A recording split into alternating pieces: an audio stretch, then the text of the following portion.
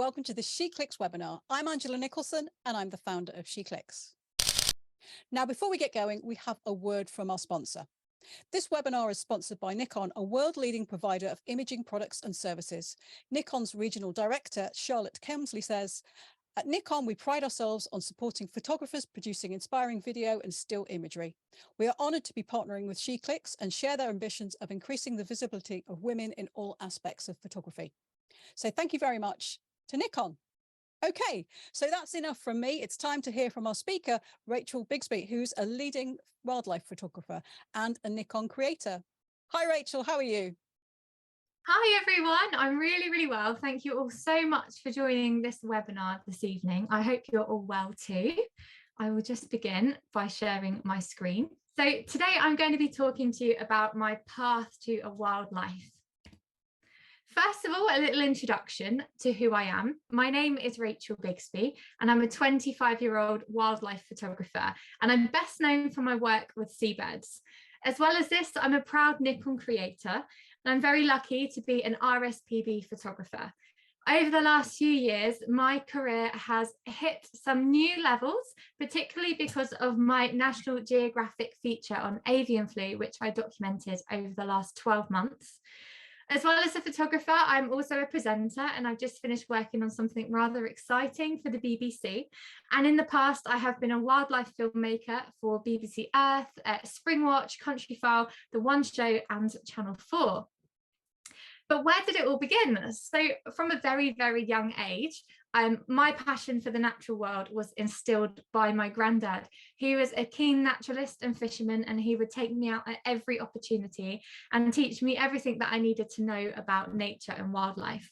In my early teen years, I began dabbling in landscape photography. I think at the time, it was influenced heavily by my best friend who was quite into it. I think this was around the age of 13 or 14, 15 years old.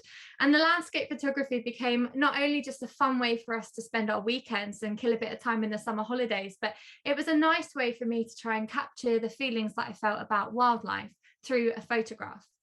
So I've been lucky to be brought up on the coast in the south of England, and the sea has always been very close to me, I think because my granddad was so connected to the ocean as a fisherman himself. And as a landscape photographer at the time, I would spend each evening and weekend photographing my local beach down here on the coast, particularly at sunset and sunrise. I was very happy in this routine. I loved photographing the beach. No 2 days were ever the same. But on one occasion, I noticed an unfamiliar bird. And I was quite puzzled because I thought my knowledge of wildlife and birds was quite good, but I didn't recognize this bird at all. So I went home and I started putting some keywords into Google just to try and figure out what this bird was. And it was a northern fulmar, otherwise known as albatross of the north, so a relative of the albatross that we find all around our coast, but there's some really good numbers where I am down on the south. And from this day on, everything changed for me. Hearing those words, relative of the albatross, on my doorstep completely changed my approach to photography. And from that day on, I did not point my lens at a landscape ever again. I'm sorry to say. I went straight into wildlife photography. I photographed these birds for years. I really studied them. I put in so much hard work. And the more time I spent photographing these birds, the more I noticed other birds around me and other animals that I became interested in photographing. So I began to develop this wildlife photography, and a few years later, I was scouted for a BBC Earth YouTube series called The Science of Cute. And it was a really nice opportunity and stepping stone for me. The scheme was aimed at young photographers that didn't have any experience or perhaps qualifications at the time to get them onto the next step where they needed to be, but they had a visible skill that the BBC could work with. After this opportunity, I began to find my feet a little bit more. It really gave me a nice stepping stone to say that I had this experience. So the scheme fulfilled everything it was set out to do. And my next big achievement was presenting a passionate person piece on BBC Springwatch. And this was all about my story with the northern fulmars and how the wildlife photography came about and what being a wildlife photographer really means to me. Again, it was a lovely, lovely piece of experience and something to add to the CV and a nice stepping stone to move on to the next big thing, which in my case is becoming a Nikon creator and a contributing photographer for the RSPB. So what that means is any of the photography that you see in the RSPB reserves, in their magazine, in their website and their calendars comes from a small group of around 60 photographers in the UK, which I'm very, very proud to be a part of. After this, I began to document the avian influenza crisis for National Geographic, which has sadly been devastating our seabird colonies and now more widely other birds and mammals within the UK. And it was the first piece of really serious photography that I'd done. And I'm very grateful for the opportunity, not only to have my work published in such a prestigious magazine, but also to open up my eyes to other avenues within the photography world that I might want to explore. But at the same time as doing the National Geographic, I was working on Wild Isles, the new David Attenborough documentary that's coming out on Sunday. I was very, very lucky to provide the badger set for the Woodland episode, to assist Simon King for the 2 weeks that we were filming at the location, and to provide the photography for the Wild Isles book and for the press release, some of which went out on the BBC today. So I'm on cloud 9 about it at the moment. And coming full circle to today, I've just finished co-presenting a really nice piece about badgers on BBC One's show with a very well-known person called Hamza Yassin. So I touched on my life so far. It's now in a completely different direction to where it started, and I'm taking on this new life as a Nikon creator. It's so wonderful. It's such a good opportunity, and it's given me lots and lots of chances to do lots of different things as a photographer and perhaps be taken slightly more seriously within the industry as well, including international assignments, public speaking events, workshops, Nikon meetups, and webinars just like this one. And I've just recently returned from Norway, where I've been working with a small group of female wildlife photographers with Nikon on the international assignment. So what you're all here for, of course, is to learn about my photography. So I thought I would take you through what I photograph. The first bird, it would be wrong to put it anywhere else other than at the top, is the northern fulmar. This is the bird that kick-started my wildlife photography passion. As I mentioned, it's a relative of the albatross, and in Old Norse, the word fulmar means foul gull, which refers to the foul-smelling stomach oil that they spit at predators as a defense mechanism. The next bird is the northern gannet, one that I've worked very closely with in recent years, particularly on this avian influenza crisis. It's the biggest seabird that breeds in the UK, with a 2-meter wingspan and its iconic golden neck and black inky wingtips. The razorbill, the closest living relative to the great auk, it was once considered to be the Northern Hemisphere's equivalent of a penguin. Next up is everyone's favourite, the Atlantic puffin, an unmistakable bird whose distinctive and comical appearance is heightened by its brightly coloured bill, orange legs and eye markings, also known as clowns of the sea. This is the shag. It's a goose-sized bird. It looks slightly like a cormorant with an iconic glossy green plumage and prominent crest on the top of its head, and it's quickly becoming one of my favourite to work with. Next up is the Arctic tern, of course, an iconic bird again, also known as sea swallow, and it undertakes the longest migration of any bird. The Arctic and great skua are birds that I've started to focus on in the last 12 months. They're also known as pirates of the sky, when they can often be seen deliberately harassing other birds in order to force them to drop their fish to cash a free meal, a display that I would love to film one day, and I saw a lot on Shetland last summer. Another auk, this is the guillemot. It's the most numerous bird in the UK's great seabird cities. And the black-legged kittiwake, a dainty gull whose shrill call is an onomatopoeia of its name. Moving away from the seabirds, I also photographed some other animals. This is, of course, a beautiful badger, the UK's most iconic mammal, and it's a real living representative of our British countryside. This was the image that sort of put me on the map, as it were, with badgers when it won the BBC Countryfile calendar in the month of May, and has been bought by Wild Isles to be used as press release and to represent the whole Badgers in Bluebells episode that's coming out very, very soon. I've recently begun to photograph muskox, which happened on that international assignment I previously mentioned with Nikon. They're incredible animals.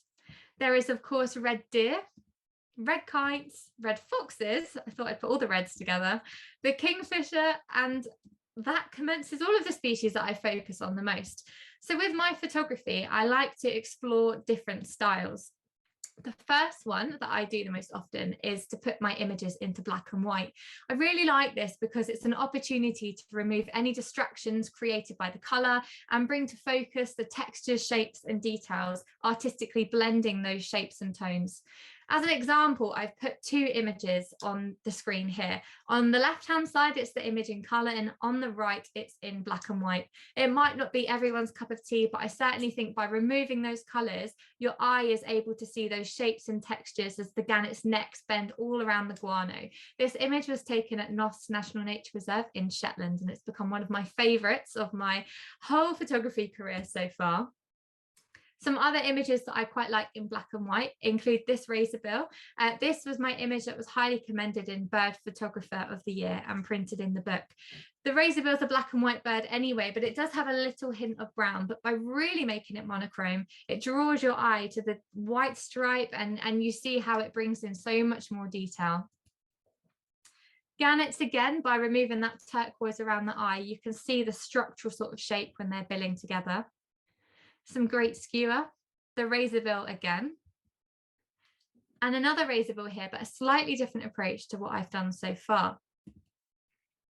These are Arctic terns. I quite like sometimes to leave these in colour because they have a really nice blood red bill, but I thought this worked quite well. The black caps give it a nice structural feeling again. The next style that I like is high key. Now, this is a creative decision to overexpose my images. As photographers, we are often taught to take a well-balanced photo that's clear and properly exposed, but I like to push those creative boundaries and experiment with the high key.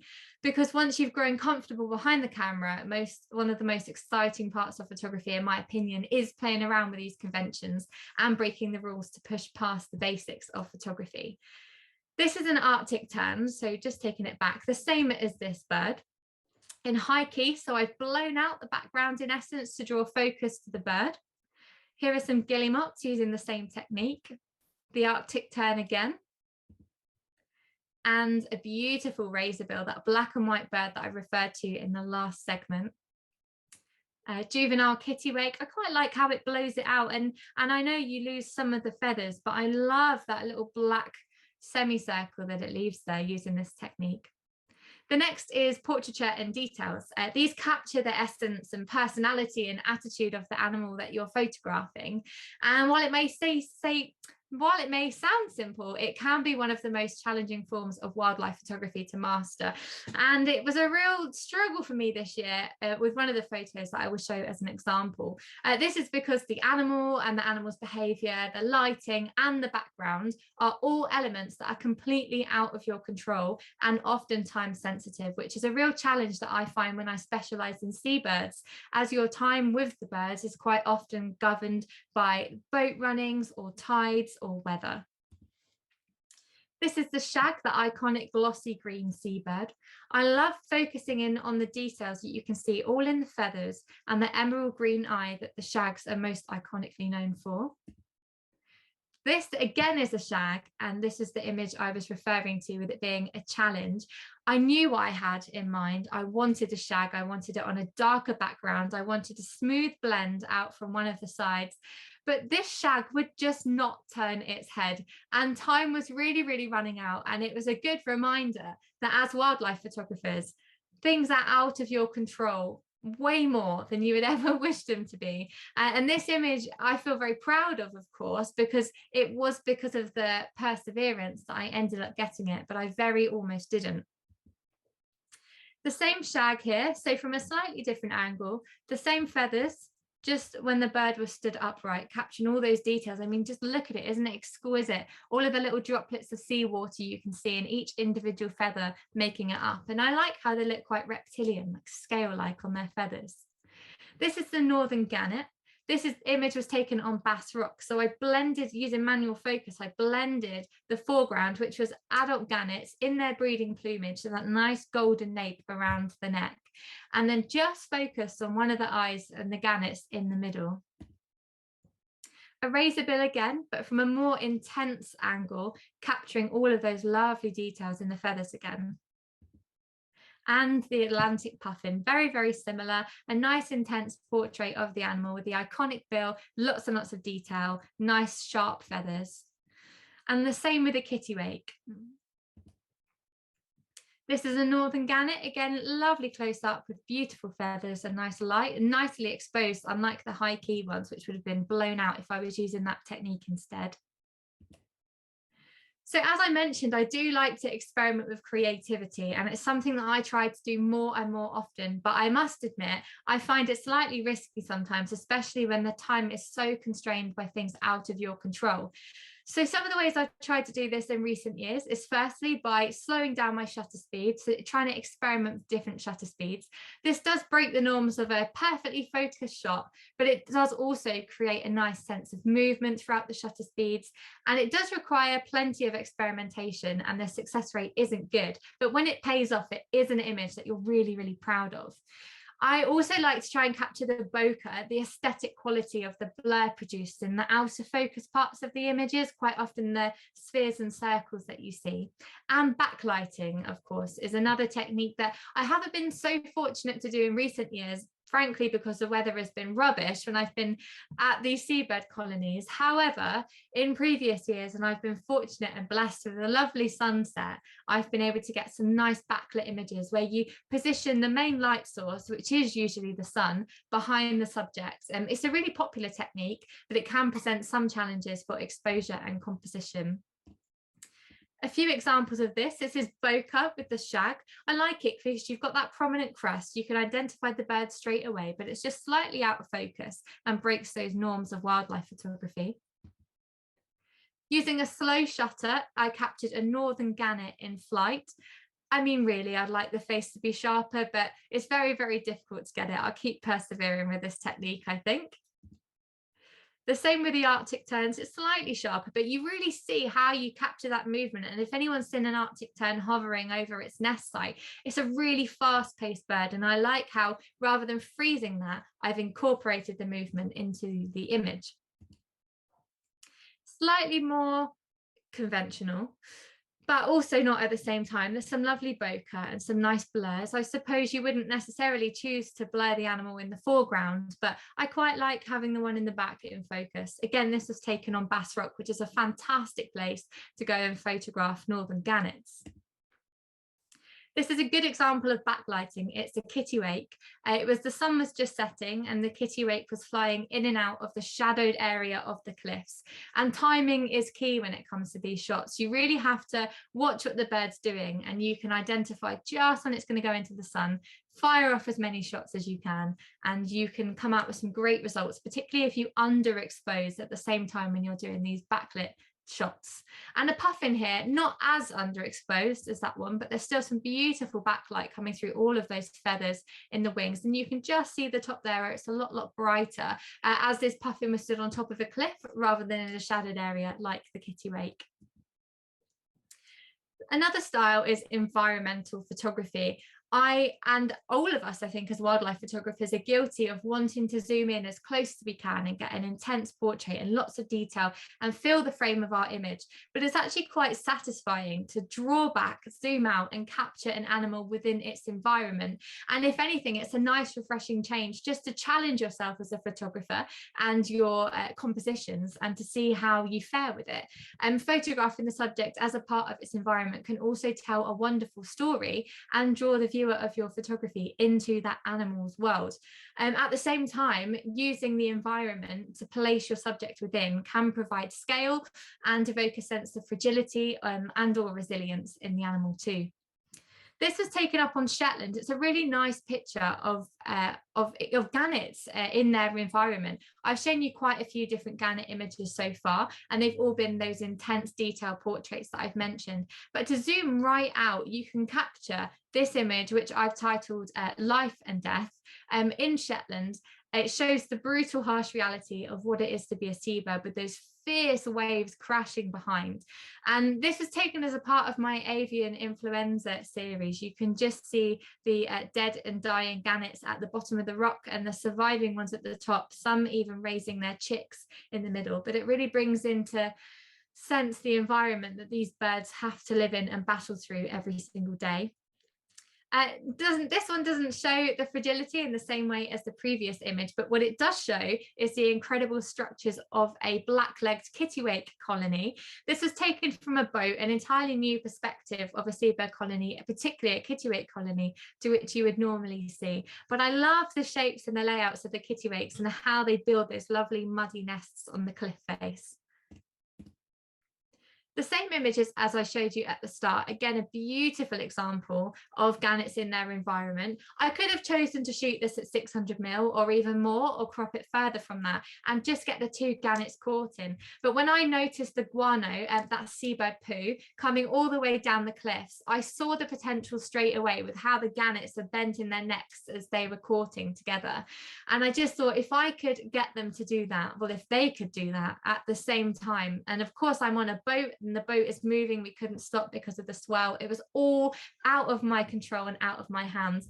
But I'd imagined this shot in my head and I thought, if I can pull it off, this will be a good one. And another gannet image here, so completely different. I seem to use gannets as a good example here, but it just shows you the broad range of images that you can get experimenting with different styles. This is gannets in their environment at their very best, in the middle of the North Sea, after a fishing trip, settling down on the water, flying around. But again, just by zooming out and getting them all in, I could have zoomed in just to get one gannet in focus really close, or just one in the sky, but I love how it captures them all. It's a shot that you don't quite often see of gannets. And puffins, of course, I had to include puffins and their lovely, lovely environment. The same points as I've mentioned before, this could have just been an intense portrait, but by zooming out, you really get the sense of that warm summer evening on Skomer Island, the puffins flocking back to land before settling down for the evening and congregating together. Slightly different here, this incorporates the high key and the environmental aspects of photography that I enjoy so much. It's a muskox. Of course, I've put it in black and white because it seemed most effective. But what struck me about this image is that when we went to Norway and we were looking for the muskox in the wide, vast, snowy Dovrefell National Park, the muskox camouflage as rocks was formidable, and it made them very, very difficult to spot. And I knew at the time this is what I wanted to bring into the photograph and try and capture the muskox in its environment looking like a rock, which is why I've placed it sort of along the ridge, just so it blends in a little bit more, and put it into black and white so the muskox pelage and the rocks all blend together. I have briefly touched on the avian influenza, but documentary photography and photojournalism is a style of photography that provides a straightforward and accurate representation of a situation. Now, it's not something I had considered doing before I encountered the avian flu. However, moving forward, it's definitely something that I would like to focus on. I think as photographers and storytellers, and anyone, whether it's a mobile phone to a DSLR or a mirrorless camera, we all have a responsibility to communicate the environmental stories that are happening all around us. And photography really does have the power to connect a global audience to the forefront of a climate disaster, just like avian influenza. So I used this style to capture the real moment as it happened. And I tried to convey the message about the avian influenza crisis by highlighting the ongoing issue and drawing attention to the concerning events which really needed action at the time. They don't have to be graphic and horrible. In fact, I tried to make them quite beautiful. I used the gannets that were isolated just to show their vulnerability. To me, I think these look like fallen angels, which is what I titled most of these images on my website and in the publication. But by capturing these, it really allows the audience to see what's going on and see the level of destruction and the catastrophe that was happening, that otherwise millions of people around the world would not know was happening. particularly here in the colonies when you've got the mixture of dead birds and live birds and dying birds. So the birds with their head tucked in their wing like that are the ones that are more than likely to be diseased and will die next. And you have live, seemingly healthy birds at the bottom. And in the right hand corner of the frame, you even have a cougar, a baby gannet, which has just been born into this nightmare situation. And I wish I had the widest lens in the world to capture all of the gannets in this frame, but it just goes to show how the disease spreads through the colony like a wildfire.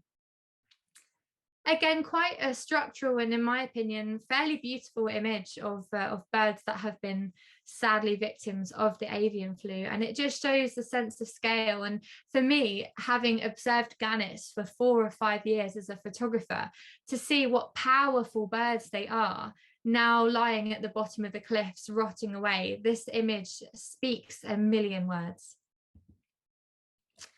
Now, this is a slightly different approach to the documentary photography, and one that slightly needs explaining. The bonxie, as they're known in Shetland, the great skua, the bird on the right, are a predatory seabird.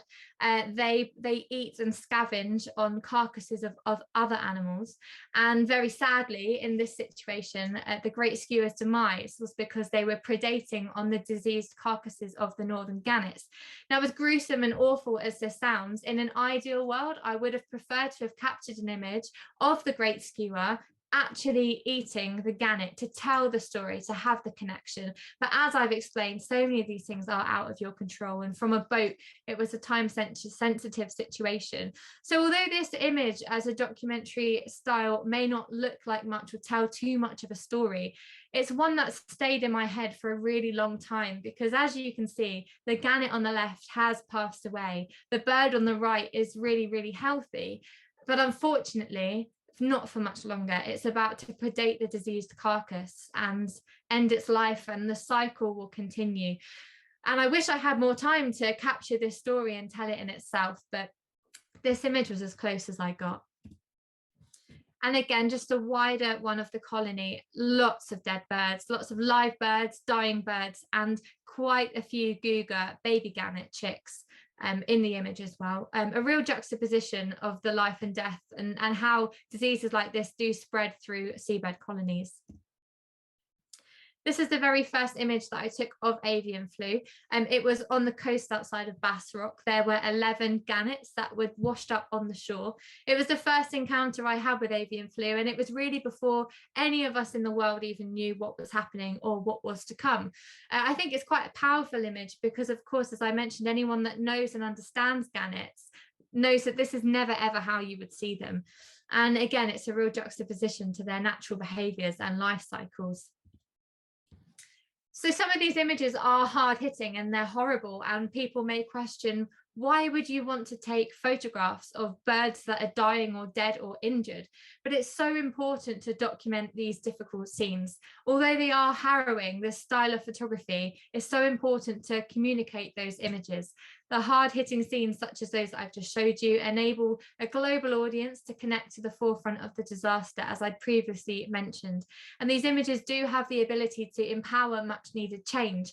Of course, I hope that these images would make our government want to put more funding into seabird conservation and help with the recovery and the bounce back of the populations. But I've also been overwhelmed with the response I've had, particularly on Instagram, from these images, just simple comments saying, I didn't know this was happening. And that's what I've set out to achieve as a photographer, is just to spread this message. And it's what anyone with access to a camera can achieve too. The last one here is not a style of photography, but it is a practice that should be adhered to at all times, and it's ethical wildlife photography or responsible wildlife photography. For this, I've chosen badgers as my example.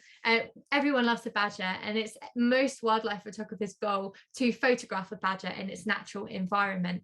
I've worked with this particular clan for coming up to 4.5 to 5 years now. And the first year or two, I did not achieve shots anything like this at all. I had to build trust with the animal. We had to coexist in the same space. I had to achieve my photographs without disturbing them, and they had to get used to my scent and my smell, my sound, and my behavior. So we felt safe to be in the same area together. So although these images are beautiful badgers in a lovely, lovely British woodland, what they speak to and what they say to me is that it is possible for a photographer and a wild animal to coexist in the same space for a short amount of time. It's all about understanding the animal's tolerance, knowing when to stop, most importantly, and not putting the animal at risk. So rather than these badgers running away, or me getting the backside of them as they're running out of the shot, or just peeking out above the ground, they're fully above ground, they're foraging and they're going about their daily behavior without being undisturbed. And in some of my favorite shots, not even looking down my lens, which I quite like. It's almost as if I wasn't even there. They're really beautiful animals. So I'm sure you're all itching to know what equipment I use to capture the photographs that I've shown you this evening. I primarily use my Nikon Z9 as my main body now, and my D850, which I was using before my Z9 and I still use alongside the Z9 at the moment. Using these two cameras means that I almost never miss a shot, even when the seabirds are moving really unpredictably in gale force winds on the edge of a cliff somewhere. The Z9's eye tracking really keeps up, even when the birds are flying erratically. And having this variety of lenses really allows me to capture the extreme details and the storytelling in the environmental shots that I've captured to date. I'll just go back actually.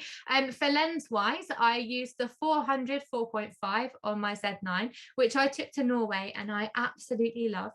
And I also use a variety of 24 to 70 lenses and the 600 and even the 800mm lens, which I captured a few of these images with tonight on the Z9.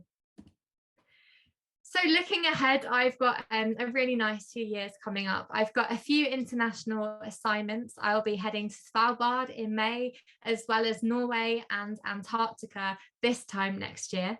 I've got plenty of public speaking events coming up. I've got several workshops, some more presenting, and new species to tick off my list, including those polar bears and those penguins.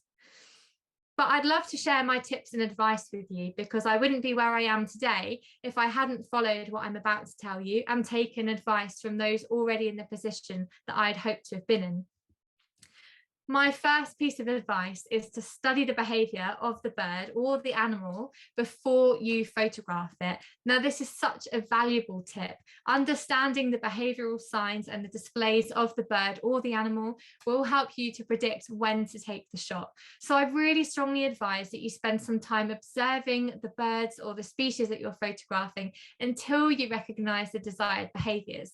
For example, gannets will sky point before they take off. I've spent enough time observing these animals now to see the behavior and see what follows and understand what it really means. But by recognizing the signal of sky pointing, you will be able to hit the shutter and capture the bird just as they fly off.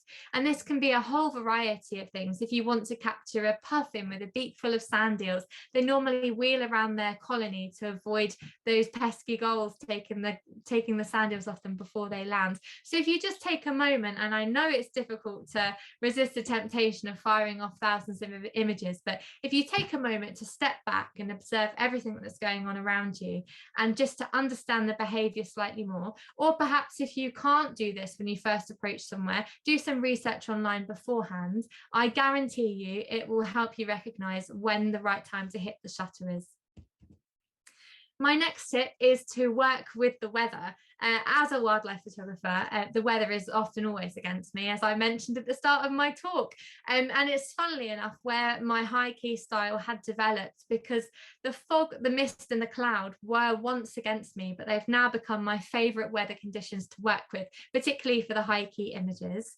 But half sunlight also works really well for low key and backlit images, and a slow shutter in the rain or snow has a beautiful effect. You really can work with any of the weather conditions to your advantage. And when I began as a wildlife photographer, perhaps because I'd come from a landscape photography background, if it wasn't sunny, it wasn't good weather. And I'm so pleased that my mindset has changed on that, because it now allows me to photograph 365 days of the year, other than perhaps half or less than half living in the UK. Another tip is to follow biosecurity measures. As ground nesting birds and seabirds are really, really vulnerable to predation, if you are in inspired by my talk to go and visit a seabird colony, then it's really important that you only take a zip up or fully sealed bag to ensure that no rats find their way over. There are several colonies in the UK that have either been infected with rats or have been eradicated with rats, and especially with avian flu rife at the moment, it's important that we do everything else we can to protect the seabirds. As I touched on before, be responsible is the biggest takeaway I would like you to have. Social media is an absolutely wonderful tool for engaging people with the natural world, but it can sadly also fuel an unhealthy desire for popularity. For some people, getting the perfect shot is more important than the welfare of the subject. And of course, as we're now moving into the spring and summer, these seasons are a really energy intensive time for seabirds and a whole host of other wildlife. So please don't make it harder for these birds and the other animals by blocking their burrows or causing disturbances. Perhaps if you're photographing a nest, if you notice that the adult bird is not returning as frequently, or the birds simply aren't emerging, for example, foxes and badgers or things coming out of their nest sets and dens, then you might recognize that you're causing a slight disturbance. And most importantly, never fly drones around a seabird colony or close to a wild animal and its territory. So I believe there are some great questions coming up for me now, which I would love to answer. Yeah, we've got some good questions. So thank you, first of all, for your presentation. I thought that was absolutely fantastic. And some of those images, as you say, are incredibly moving. It's really quite hard to sort of keep your emotions in check as you look at them, because it's such a sad situation, what's going on with the avian flu right now. And on that note, let me just jump to, there was a question about avian flu. Someone was saying, what is this current situation with avian flu? So avian influenza is sadly still present. It has been confirmed in several mammals now, including foxes and otters, and even in seals, so in mammals in the water. This is because the avian flu has spread so wide that it can now be found in geese and ducks and birds that aren't just at the seabird colonies. And of course, when they pass away, they're then naturally predated by the foxes and the otters, and it gets into the food chain and into the ecosystem, the same way that it does with the great skewer and the gannet story that I mentioned before. So until the seabirds return back to the UK, we're not quite sure what the state of play will be, but I will certainly be documenting it again this year. I will be shadowing the SSPCA as they euthanize some of the birds and tell the story from a human point of view, and how several charities and islands are helping the colonies to bounce back from it. Okay, so yes, an emerging story, I guess, but it sounds absolutely. likely that they're going to be affected again this year. I think it's quite likely. A few seabird colonies have already taken measures to ban any visitors this year, just to keep it slightly under control. But of course, we won't really know until they're back, so we'll see. Okay. So another question on that subject, the person is saying, I believe that as wildlife photographers, we have an obligation to set an example of how to behave responsibly towards wildlife. Do you have any advice on how we can help to spread the word on the dangers of avian flu amongst other photographers and members of the public who are behaving irresponsibly around geese and ducks, for example, feeding at ponds and lakes in parks and nature reserves? Really good question. And of course, it would depend on your personality and whether you feel like you are perhaps outspoken or whether you're slightly quieter and you still want to act. I've always found social media as an incredible tool at communicating these stories. And I've certainly found that by sharing my avian influenza images and spreading the word, people take notice. So my biggest advice would be, if you want to tell a story, then perhaps you can photograph it, or you can just photograph the geese and put some polite, simple words on your social media. Perhaps a call to action for your followers could be to share it, to spread the word, to tag 5 people in the comments, to talk amongst your friends and family, just to spark a conversation. But of course, at the same time, we have to respect the fact that perhaps not everyone is aware of avian influenza. Even though it's on my radar and it's on several of my friends' radars, it doesn't necessarily mean that everyone knows about it. So I think the key here is not to be too angry at people that might look like they're doing something terrible before really clearing up if they actually know. So educating people politely is the way forward when it comes to action on these sorts of topics. Okay, that's great advice. Thank you. Now, a quite slightly off-topic question. Okay. Someone has commented that it's a lovely portrait that you've got on your Who Am I slide, and they're just wondering whether you took it yourself or if somebody else did it for you. Oh, and that was taken by my partner, and he's a wildlife photographer, and the person behind all of my photos on my website, I think. Right, But thank very you very much. convenient. It's very kind of you. Thank you. Okay. How much editing do you tend to do on your photos? Well, I thought someone would raise this. It's a question I get asked a lot, particularly around those high key images where they have the blurred foregrounds and the white backgrounds. I'm always asked, are they photoshopped? They're not, which I'm really, really proud of. It would depend. I think the slow shutter images perhaps take slightly more editing just to get the faces in focus. So I like to increase the texture and the clarity, and maybe the dehaze, I use Lightroom. The second to that would probably be the backlit images, particularly something I like to do if I underexpose in my camera, but if the darker areas, I like to just add a little bit more black in there just to give some real punch. But other than that, I just use Lightroom. So it's your simple crop, straighten, brighten, denoise, and all of those. Okay, and of course you're using the Z9, so you can actually see the exposure and how the image will look in the viewfinder. Oh, it's incredible. And when I transitioned from the Z9 from the D850, that was just wonderful, because I was always playing with my exposure compensation in the D850. But of course, you look back on your camera and you can see how it is. But being able to see it through the viewfinder is such a game changer. And particularly in Norway, it was my first experience photographing in the snow. I found it really useful, especially in a fast-paced environment with the muskox. We only had a day with them, and it was really important to get the best shots that you could. It was so useful to save the time by seeing what you had in the viewfinder rather than having to flick back through your camera. For those not in the know, the D850 is a DSLR, whereas the Z9 is a mirrorless camera. So yes, what you see in the viewfinder is what the final image you're actually going to get. Correct. Right. So someone not particularly familiar with high key, do you achieve that look in camera, or is that in processing? That is in camera. So I put my exposure compensation all of the way up. And again, as I explained, it's not necessarily how you're taught to take the perfect picture, but there's no such thing as a perfect picture, really. So it's all in camera. I whack that exposure all the way up. It works nicely with those black and white birds, because then when you pop it into Lightroom, you can bump up the contrast and the blacks a bit.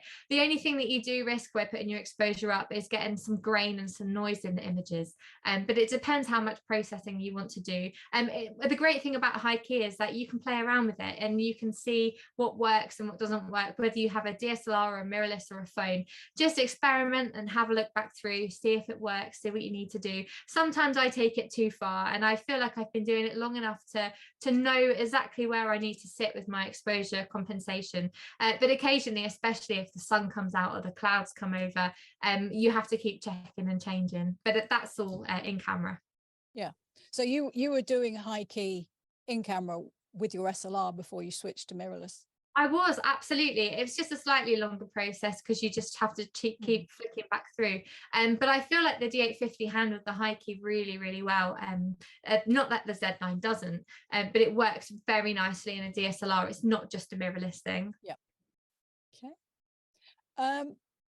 There's a few questions about your lenses. Of that array of lenses, which one do you tend to use the most? The 400 4.5, absolutely. It's so sharp, and I feel like it's a really nice range, particularly now that I'm trying to focus on animals in their environment.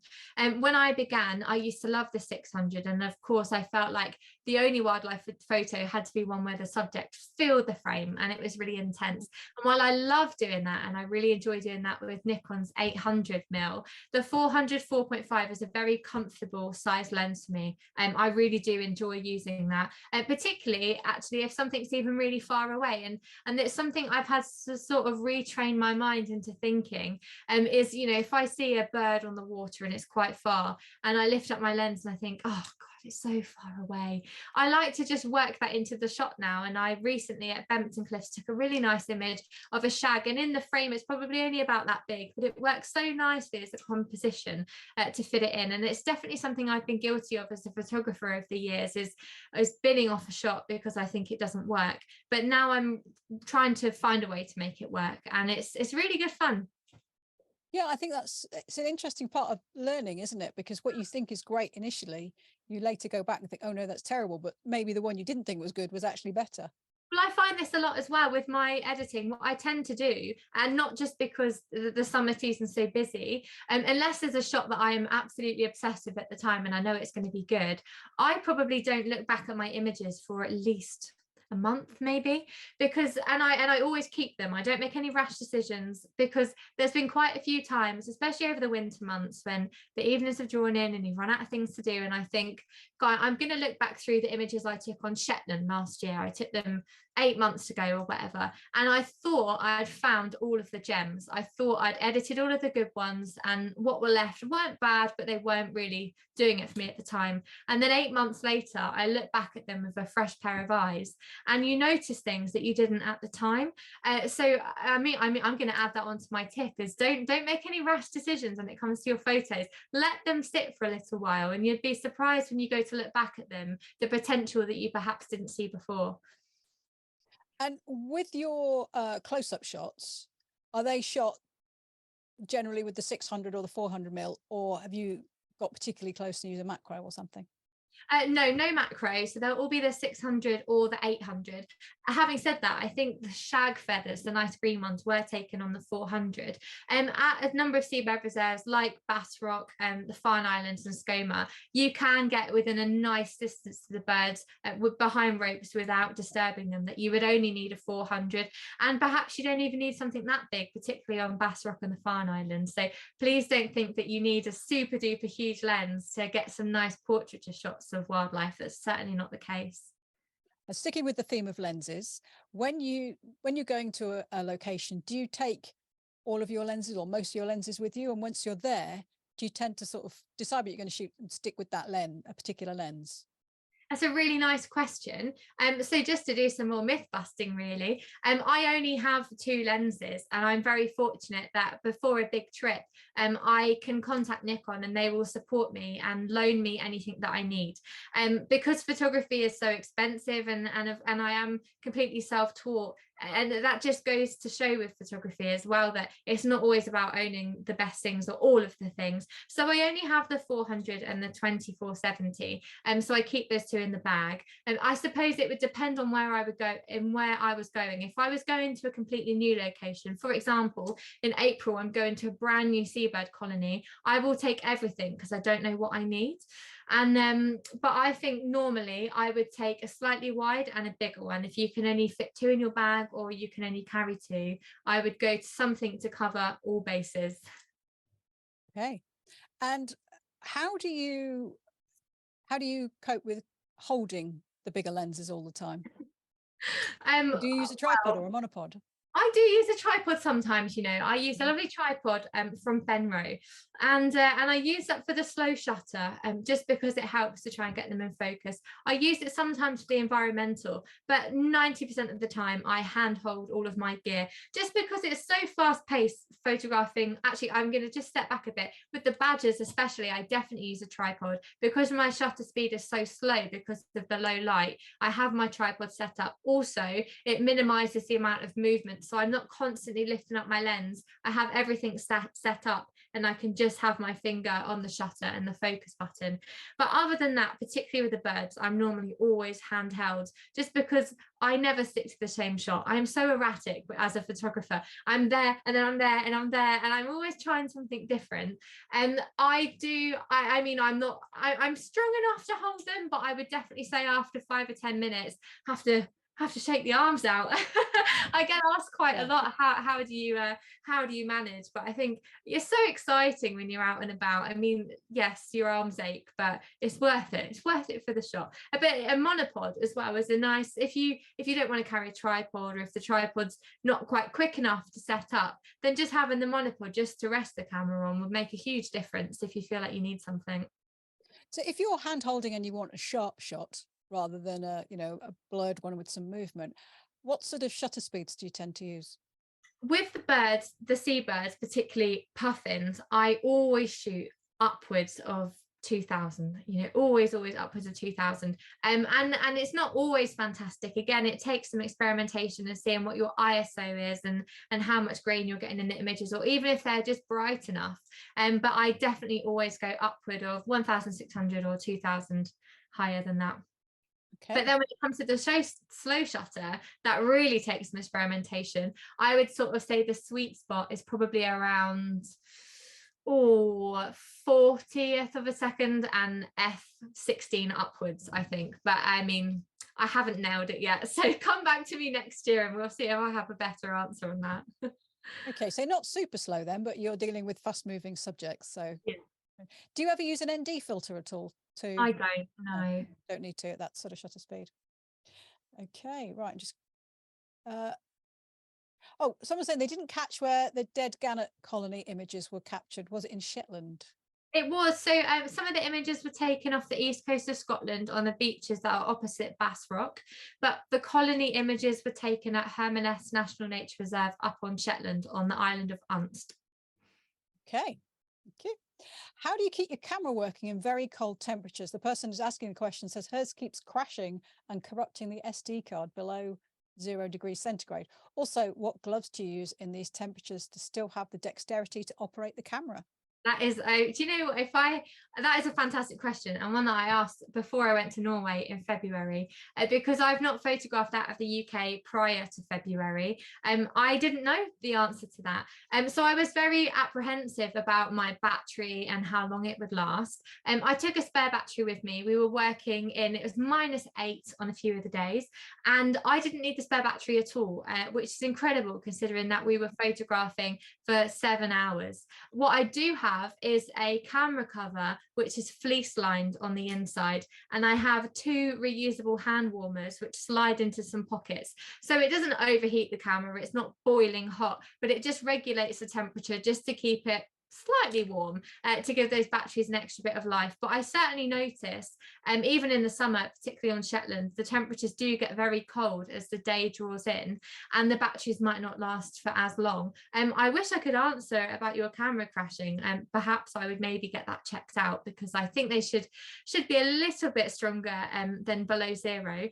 When it comes to the gloves, I've not found the perfect pair, I'm afraid. So if anyone could advise me, I would love to know. I did take some very nice gloves to Norway, and they were by the Heat Company. They were fantastic, but I still got cold tips of my fingers. But I do get very cold fingers anyway. So again, I had reusable hand warmers in all of the time. And they were mittens as well. And I found with the mittens, my hands were so toasty. They were perfect, no problem at all. But I just couldn't do it. So in the end, I thought, I want the shot so badly, I'm going to sacrifice my fingers slightly. But it was a nightmare having to keep putting them off and on. So if anyone has any recommendations, feel free to drop me a message. Funny you should ask. I know there are lots, but this is something that gets discussed quite a lot in SheClicks. Actually, we have a coffee morning and at meetups, there's lots of discussions. It's a fairly expensive option, but I would check out Valorette. They do a couple of different sorts of mittens, including some called the Ultra Arctic over mittens or something like that. And there you can flip them back. And I was skiing and on ski lifts for and -10, and I didn't need any gloves underneath, but you can put any of their other gloves underneath. And their actual gloves have a flip back top finger, index finger, very nice. and thumb. So, you know, obviously it's not quite the same as throwing off your mittens, but you can at least press your shutter release.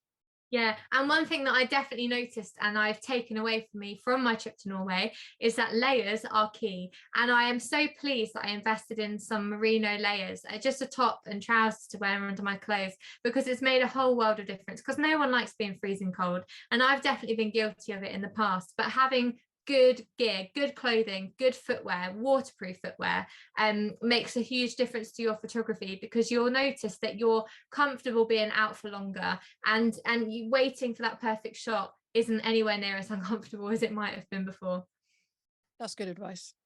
So we have a couple of questions about the business side of wildlife photography. Firstly, can you, or how do you make a living from wildlife photography, and is it sufficient for you, or do you have a sort of a backup job, a secondary job? Yeah, well, I'm always really transparent with this. I do not make a living from photography, and far from it, actually. I think it takes years and years to try and get to that stage of where you are. We've all tried selling the prints and doing different things. And I'm really lucky, particularly since Nikon have stepped in to support me, that I have access to different things like the webinars or the public speaking. And they're really nice ways of making some money. And particularly after gaining some experience and networking with the right people, I've been able to sell my images in a few books and a few different things. But I do have a normal, as much as I hate to say it, a 9-to-5 job, which I do, which pays the bills and allows me to go off and be a photographer. But I certainly hope that one day I can transition into making a full-time income from photography.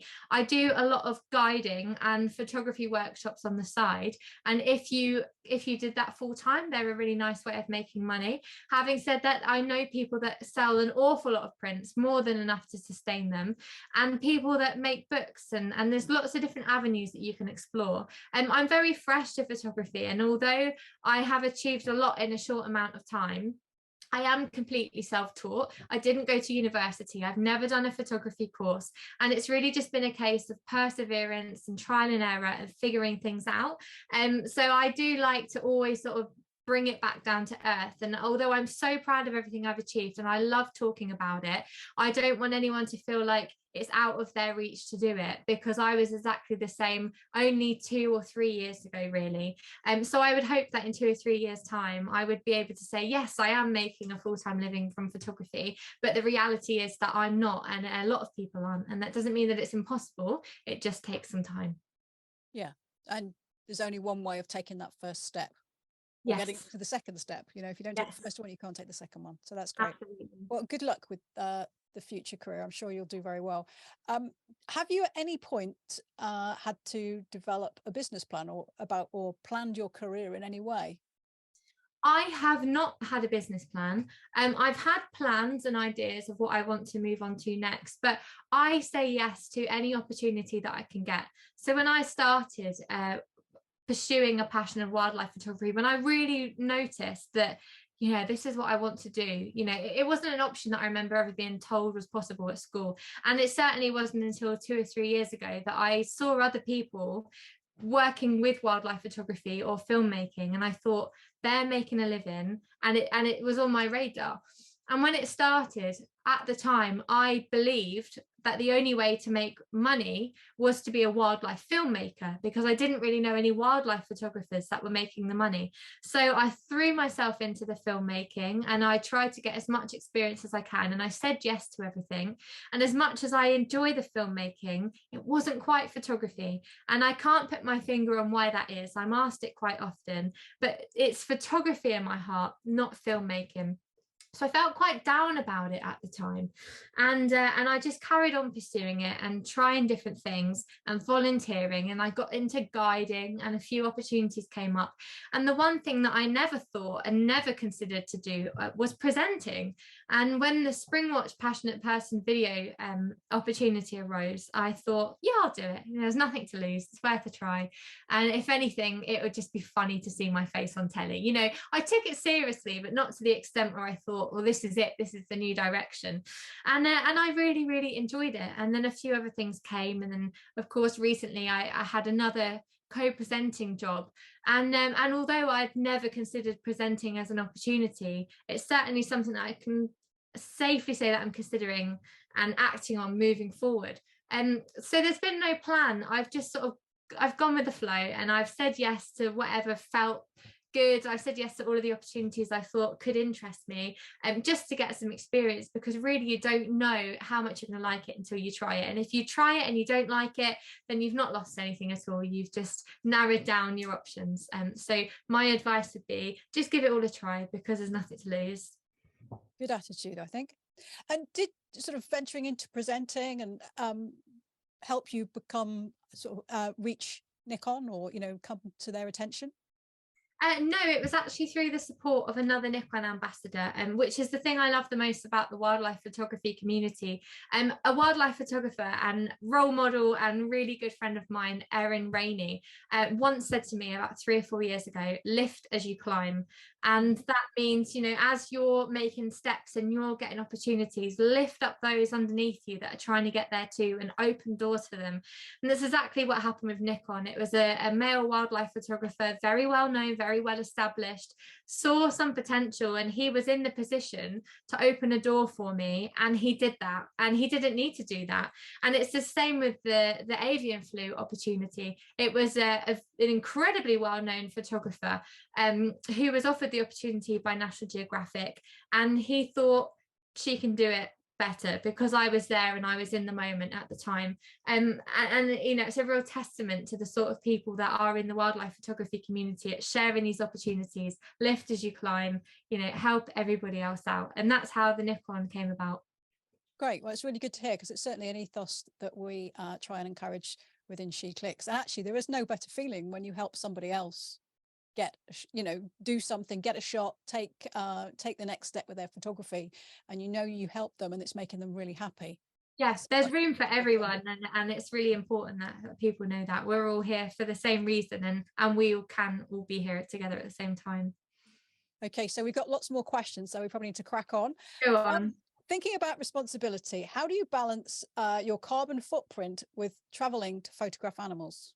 Oh, it's a very good question. I'm vegan. I have been since 2017. So from that point of view, I like to think that my carbon footprint is certainly lower. It's a topic that I see come up quite frequently, particularly with photographers that perhaps fly to far-flung places and document different stories. But I think particularly for me, I've had this not argument with myself, but it's certainly been questioned in my mind, going to Svalbard and going to Antarctica, these really, really fragile locations with so much focus on the melting sea ice and the human wildlife conflict. And it certainly played on my mind whether this is the right thing to do, but I'm going there to document and tell an important story. And it's my hope that the images and the story that I bring back can justify me going there to do it, and me being in that environment at the time.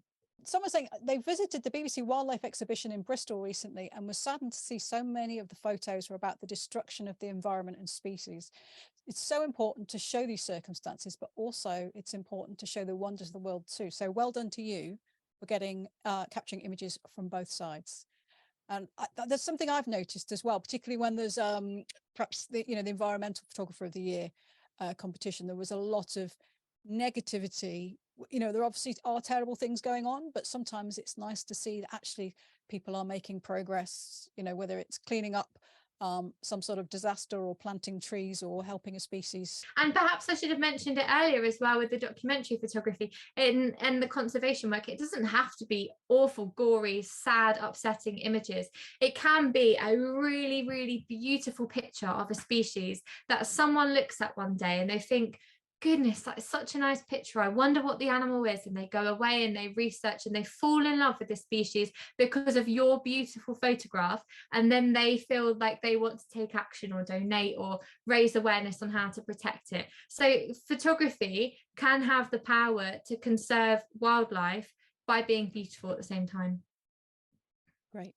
Okay, so back to the sort of techie kit questions. You mentioned that you use a 400mm f4.5 as one of your favorite lenses. Does the weight of that lens have a bearing on that choice?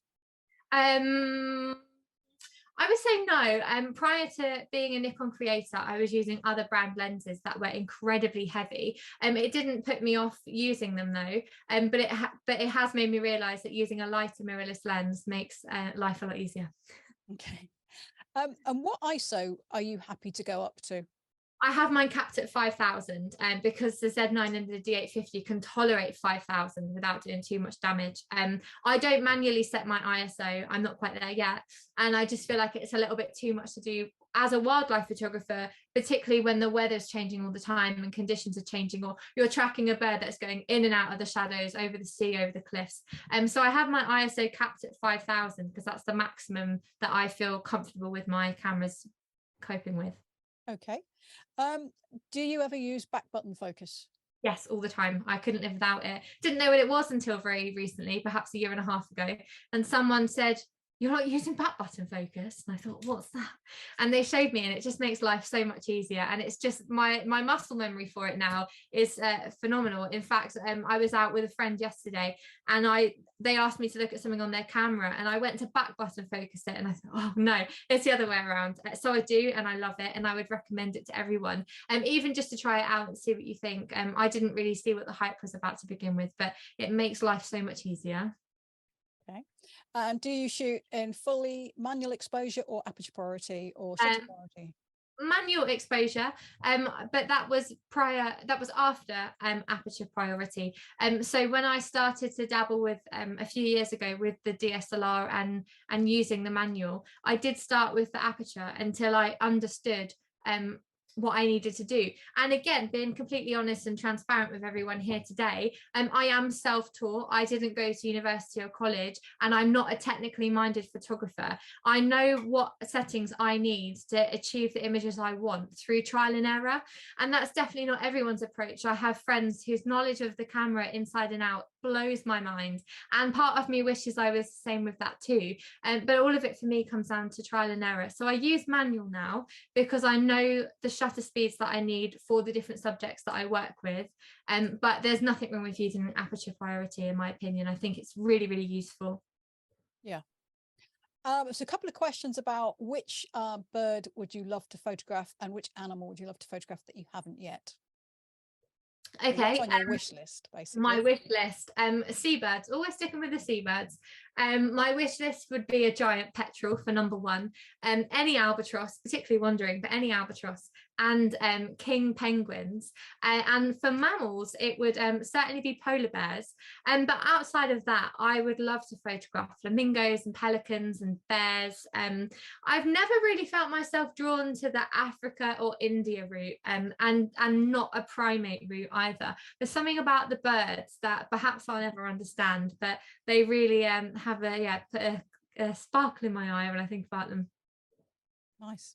So I think you mentioned some upcoming conservation work. Are you able to tell us a little bit about that? I can't tell you too much, I'm afraid, other than the fact that I will be documenting the avian influenza again this year, and hopefully coming back from the Arctic with some important stories about human-wildlife conflict and how we can coexist with animals that are becoming quite popular within the ecotourism industry.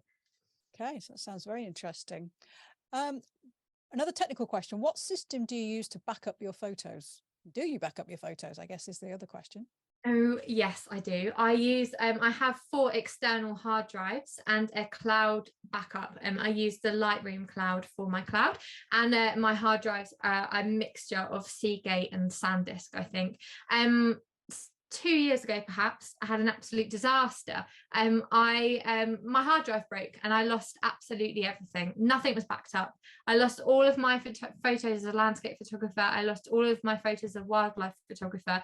All I had were the odd 1 or 2 that I'd posted on Facebook or something like that. And it was the moment when I realized this can never ever happen to me ever again. And I've been incredibly paranoid as a result of that moving forward. And anyone that knows me, when they see me handling my hard drive, would honestly think I was handling a newborn baby or something. I'm so gentle with it all because it contains my world and my livelihood and all of my opportunities and potential competition wins. Everything's on them. So I have my main hard drive, backed up, and I have that one backed up, which sounds extreme, but it's never too much. And then of course I have cloud storage as well, just touch wood. If something were to happen to the main hard drive, because it's a physical thing, if it's stolen or broken or there's a fire, the cloud storage is safe. So I would always go a physical backup and a cloud backup. Yeah. So are you quite good at sort of like weeding out the duff shots, or do you tend to keep most things on the, like you said, you come back and you sort of think, oh, actually that's not as bad as I thought, could turn into something good? It certainly depends on the trip. I spend an awful lot of time at Bempton Cliffs in Yorkshire, and I can flick through the images in the back of my camera and know what's working, what isn't working. But Shetland was such a big trip. It was the first time I'd ever been, and it was a trip I dreamt of for years, that I felt quite overwhelmed when I came back, hence the decision to leave things alone before going through and deleting, because it was such a whirlwind and there was so much to take in and so many photos to look at, that even to to this day, I still haven't looked through all of them. And it's quite similar to going to new locations like Norway. So anything that I know and I know the potential, I tend to weave through and cut them out. But I don't keep too much. I mean, and eventually I will go through all of the Shetland images, and I'll pick out what I want to keep and discard the rest. But no, I don't hoard many, and probably only maybe 2,000 to 4,000 raw files over the last 4 years on my hard drive. Quite specific. Okay. With Yes, that is some serious weeding, I think. What shutter speed do you call a slow speed when shooting badgers? Oh gosh, well, that could be anything down to 50th of a second. It really depends on the conditions. Of course, the badgers that I photograph are in a woodland, and although they're on the edge of a woodland, there's no direct light, and so it depends on the cloud. Sometimes I could be really lucky if they come out early enough and if it's bright enough, I can be shooting around 200, but then drop it down anything to about 50. But I know when to pull the plug. It's when it's just my ISO's at 5,000, the images is a bit too dark. But I'm lucky because I've spent so much time with the badgers, I can be a little bit more picky about when I call it a day, the images that I take. Of course, to start with, I don't think I kept my ISO at 2, and I was happy with anything that I got, even if it was the backside of a badger. But now I've had the opportunity to do more with them, I can be a little bit more selective. Yeah. And when you're using a 40th or a 50th, that your aim there is still to get a sharp shot rather than the blurred shot. Yeah, it is. And it's very difficult because you're relying on the badgers to stay quite still. And badgers are a good example of a species to do that with, because their eyesight's quite poor, but the sense of smell is very, very strong. So they do tend to stand still just for long enough for you to take the shot, a second, two or 3 seconds to stand still. But again, being realistic, you will get a lot of shots that are just not sharp enough, or it doesn't quite work with. But I wouldn't personally recommend or choose to use a flash with a badger or any animal like that, which could allow you to have a higher shutter speed. But it's all part and parcel of wildlife photography. It's difficult to be it's easy, to be greedy and you want the perfect shot straight away, but it's part of the experience, just coming home disappointed. We've all been there, and it will never ever change as long as wildlife photography exists. So just don't be downhearted if you're having the slow shutter speeds and you're not getting anything sharp enough, because if you persist with it, you will get something eventually, just perhaps not straight away. And sometimes actually, if things are too easy, then it's not so much fun, is it? It's like, absolutely. The highs are higher if they don't happen that often. There we go. I like that. That's true. Right. This is an interesting question. We have a few members, or quite a few members actually, with mobility difficulties or use a wheelchair or mobility scooter. Having been to so many locations in the UK, have you got any tips on the most accessible reserves? Yes, go to Bempton Cliffs. It's concrete paths all the way along. There's wheelchair friendly viewing points. Every single platform has got a lowered fence, so you can have a perfect view just like everybody else. And Bempton Cliffs is the best, most accessible seabird colony in the whole of the UK. Of course, I spend a lot of time on islands and getting off and on the boats, and particularly at Skoma when you've got like 88 steps to go up. And unfortunately, it's not as accessible for everyone. But at least at Bempton, it's not just the seabirds. You've also got incredible barn owls and peregrines and short-eared owls and foxes and roe deer and a whole host of other wildlife.